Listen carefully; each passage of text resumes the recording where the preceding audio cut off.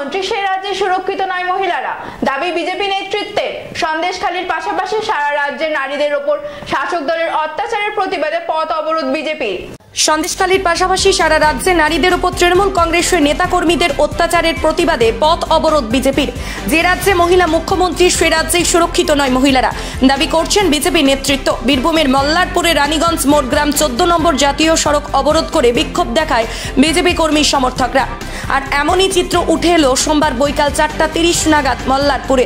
মূলত বিজেপি নেতৃত্বদের অভিযোগ, সন্দেশখালীতে যেভাবে মহিলাদের উপরে অত্যাচার করা হয়েছে তার প্রতিবাদে সন্দেশখালীর পলাতক তৃণমূল নেতা শেখ শাহজাহানকে গ্রেফতার করতে হবে এবং তার পাশাপাশি আজকে সন্দেশখালীতে বিজেপির প্রতিনিধি দল যখন সন্দেশখালী মানুষের সঙ্গে কথা বলতে যায় তখনই বিজেপির বিধায়কদেরকেও বাধা দেয় পুলিশ।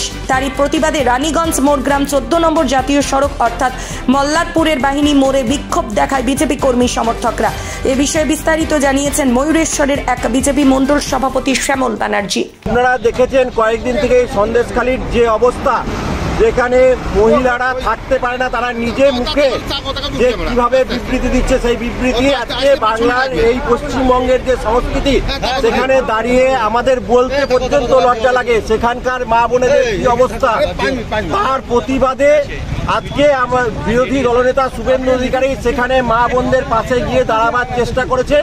সেটাও এখানকার দলদাস পুলিশ সন্দেশখালী পর্যন্ত যেতে দেওয়া তো দূরের কথা, সেখানে 144 আছে মানলাম আমরা, 60 কিলোমিটার আগে তারা এই বিজেপিকে ভয় পেয়েছে, শুভেন্দু অধিকারীকে ভয় পেয়েছে, তাই তাকে আটকে দেওয়া হয়েছে। তারই প্রতিবাদে আজকের এই পথ অবরোধ। কতক্ষণ থাকবে পথ অবরোধ? এই অবরোধ এইখানকার পুলিশ আসবে, এইখানকার পুলিশ যেভাবে এখানেও দলদাসগিরি করছে, তাই সেখানকার পুলিশ আসুক, তারপর তাদের সঙ্গে কথা বলা হবে, তবেই অবরোধ উঠবে। এখন চলবে অবরোধ? অবরোধ চলবে।